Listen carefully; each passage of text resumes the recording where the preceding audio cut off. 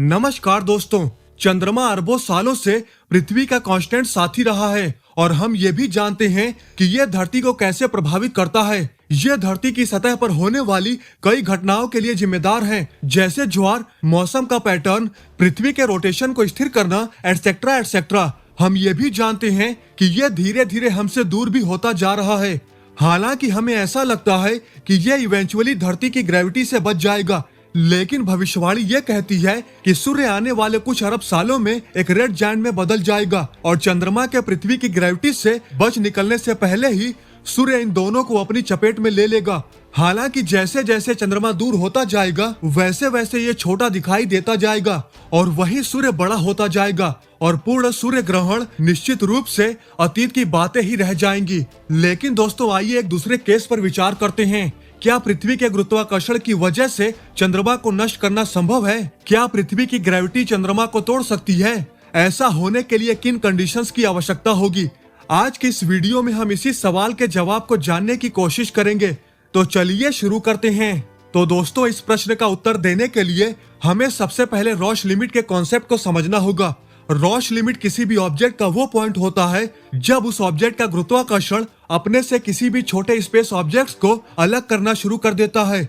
Roche limit के concept को और बेहतर ढंग से समझने के लिए हमें यह स्पष्ट करने की आवश्यकता है कि टाइडल फोर्स क्या है और वे इस चर्चा के लिए कैसे महत्वपूर्ण हैं। तो दोस्तों, एक ही बॉडी पर अलग अलग पॉइंट पर दो अलग अलग वैल्यूज वाले ग्रेविटेशनल फोर्सेस की वजह से टाइडल फोर्स उत्पन्न होते हैं। तो आइए पहले अर्थ मून सिस्टम पर विचार करें। चंद्रमा की सतह पर पृथ्वी के करीब एक पॉइंट पर पृथ्वी की सतह से दूर एक पॉइंट की तुलना में अधिक ग्रेविटेशनल फोर्स का अनुभव होगा। इसके अलावा इसके उत्तरीय ध्रुव पर नेट ग्रेविटेशनल फोर्स नीचे की ओर पॉइंट आउट करता है, जबकि साउथ पोल पर वही फोर्स ऊपर की ओर पॉइंट आउट करता है। इन डिफरेंसेस और विसंगतियों का नेट इफेक्ट ये होता है कि चंद्रमा भूमध्य रेखा पर थोड़ा खिंच जाता है और ध्रुवों पर चपटा हो जाता है। चंद्रमा और सूर्य धरती पर समान प्रभाव डालते हैं। इसके परिणाम स्वरूप धरती क्रमशः भूमध्य रेखा और ध्रुवों पर खिंचती और सिकुड़ती रहती है।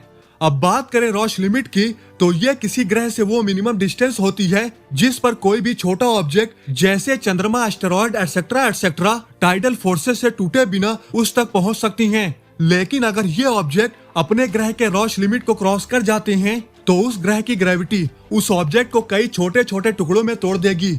एक बार जब कोई ऑब्जेक्ट किसी ग्रह की रॉश लिमिट के अंदर होता है तो उस ऑब्जेक्ट के अपोजिट सिरों के बीच ग्रेविटेशनल फोर्स में डिफरेंस उस फोर्स पर काबू पाने के लिए काफी लार्ज होता है, जो उस ऑब्जेक्ट को एक साथ बांधे रखता है। हम ये कह सकते हैं कि जब वो ऑब्जेक्ट उस ग्रह की रॉश लिमिट की सीमा के भीतर होता है तो टाइडल फोर्स उसे तोड़ने के लिए पर्याप्त मजबूत होता है। हमारे सौर मंडल में ऐसे कई सारे एग्जाम्पल हैं जहां ऑब्जेक्ट्स किसी ग्रह की रॉश लिमिट में प्रवेश कर गए और परिणाम स्वरूप टूटकर अलग हो गए। ऐसा माना जाता है कि शनि ग्रह के प्रसिद्ध छल्लों की उत्पत्ति चंद्रमा या किसी अन्य बड़े ऑब्जेक्ट से हुई होगी जो अपनी रॉश लिमिट को क्रॉस कर गई होंगी और इस प्रोसेस में नष्ट हो गई होंगी। शनि ग्रह के जो छल्ले हैं वो उसी सीमा के भीतर हैं, जिसका मतलब ये है कि ये किसी चंद्रमा की वजह से हो सकता है जो इसके बहुत करीब आ गया होगा। एक अन्य एग्जाम्पल तब हुआ जब कॉमेट शोमेकर-लेवी 9 जुपिटर की ग्रेविटी की वजह से due to the tidal effect 20 से ज्यादा टुकड़ों में टूटकर जुपिटर से जा टकराया था। 1993 में जब इस कॉमेट की खोज की गई तो वो पहले ही डिसइंटीग्रेट हो चुका था। आगे के ऑब्जर्वेशन से संकेत मिलता है कि कॉमेट जुलाई 1992 में जुपिटर की रॉश लिमिट में प्रवेश कर गया था। इस कॉमेट के सभी टुकड़े जुलाई 1994 में जुपिटर से टकराए थे। दोस्तों, अब तक हम ग्रह के दृष्टिकोण से रॉश लिमिट का वर्णन कर रहे हैं। हालांकि तथ्य ये है कि ब्रह्मांड में प्रत्येक ऑब्जेक्ट की अपनी अपनी रॉश लिमिट होती हैं। प्रत्येक तारे, ग्रह, चंद्रमा और ब्लैक होल की अपनी रॉश लिमिट होती हैं। ध्यान देने वाली एक बात यह है कि इंसान, जानवर, पौधे, सैटेलाइट और अन्य सिमिलर ऑब्जेक्ट्स पृथ्वी की रॉश लिमिट के अंदर रहते हुए डिसइंटीग्रेट नहीं होंगे। इसकी दो वजह हो सकती हैं। एक वजह यह है कि रॉश लिमिट गुरुत्वाकर्षण से बंधे ऑब्जेक्ट्स पर लागू नहीं होती। वहीं इंसान, जानवर, पेड़ पौधे इलेक्ट्रोमैग्नेटिक फोर्स से उत्पन्न होने वाले केमिकल बॉन्ड्स द्वारा एक साथ बंधे रहते हैं। इस वजह से रॉश लिमिट यहाँ लागू नहीं होती। इसके अलावा उनके और पृथ्वी के बीच ग्रेविटेशनल अट्रैक्शन काफी कम होता है और ऐसे मामलों में टाइडल इफेक्ट्स कुछ भी करने के लिए बहुत कमजोर होगा। तो दोस्तों, इस बात पर चर्चा करने के बाद कि गुरुत्वाकर्षण ऑब्जेक्ट्स को कैसे डिसइंटीग्रेट कर सकता है, हम उस सिनेरियो की पॉसिबिलिटीज को देख सकते हैं जहां पृथ्वी के गुरुत्वाकर्षण की वजह से चंद्रमा टूट जाता है। हमारे वर्तमान लेजर रेंजिंग मेजरमेंट से संकेत मिलता है कि ये हर साल 3.78 सेंटीमीटर की दर से पृथ्वी से दूर जा रहा है। इसलिए चीजें वैसी ही बनी रहती हैं जैसी वे हैं। तो स्पष्ट उत्तर ये है कि पृथ्वी का गुरुत्वाकर्षण इसे अलग नहीं करेगा। लेकिन मान लीजिए कि हम एक ऐसे केस पर विचार करते हैं जहां कोई विशाल इंटरस्टेलर ऑब्जेक्ट आता है और अर्थ मून सिस्टम को प्रभावित करता है, जिससे चंद्रमा पृथ्वी के बहुत करीब आ जाता है।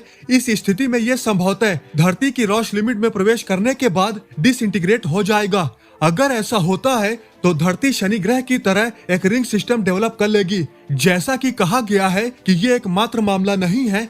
अगर चंद्रमा बहुत तेजी से आता है तो ये सीधे धरती से दुर्घटनाग्रस्त हो जाएगा, क्योंकि धरती के गुरुत्वाकर्षण के पास इसे तोड़ने के लिए पर्याप्त समय नहीं होगा। इससे पृथ्वी पर अधिकांश जीवन समाप्त हो जाएगा। ये सिनेरियो सेम वैसा ही होगा जैसे हमारा चंद्रमा बना था अरबों साल पहले। एक मंगल ग्रह के साइज का ऑब्जेक्ट, जिसे आमतौर पर थिया के नाम से जाना जाता है, वो पृथ्वी से टकराया था और इस प्रभाव के बाद बचे मलबे से चंद्रमा का निर्माण हुआ था। हालांकि ये भी संभव है कि जो पहले हमने जाना कि चंद्रमा के रोश लिमिट को क्रॉस करने के बाद वो टूट जाएगा और पृथ्वी के चारों तरफ एक रिंग में तब्दील हो जाएगा, इस केस में भी चंद्रमा के बड़े टुकड़े पृथ्वी से टकराएंगे, जिससे हजारों सालों तक सभी लाइफ फॉर्म्स और क्लाइमेट कंडीशन को गंभीर नुकसान होगा। अगर शॉर्ट में कहा जाए तो ये बहुत ही असंभव लगता है कि चंद्रमा पृथ्वी के गुरुत्वाकर्षण से नष्ट हो जाएगा। ऐसा होने के लिए बहुत ही विचित्र या असाधारण स्थितियां होनी चाहिए। हालांकि ऐसा लगभग निश्चित रूप से नहीं होगा, लेकिन अगर ऐसा हुआ तो पृथ्वी पर जीवन के लिए परिणाम बहुत बुरे होंगे। बेहतर होगा कि पृथ्वी और चंद्रमा वैसे ही रहें जैसे कि वे हैं। उनका संबंध समुद्री ज्वार और पृथ्वी की रोटेशन रेट, झुकाव और जलवायु को नियंत्रित करने के लिए जिम्मेदार हैं। अगर चंद्रमा अस्तित्व में नहीं होता तो धरती पर कई प्राकृतिक घटनाएं बहुत ही अधिक चरम पर होती और पृथ्वी पर जीवन का नामोनिशान तक नहीं होता। तो दोस्तों, आज की इस वीडियो में बस इतना ही। आई होप आपको ये वीडियो जरूर पसंद आई होगी। अगर आपको ये वीडियो पसंद आई है तो लाइक और शेयर करना न भूलें और ऐसी ही इंटरेस्टिंग वीडियो देखने के लिए हमारे चैनल को सब्सक्राइब करना तो बिल्कुल भी ना भूलें। तो मिलते हैं नेक्स्ट वीडियो में। जय हिंद।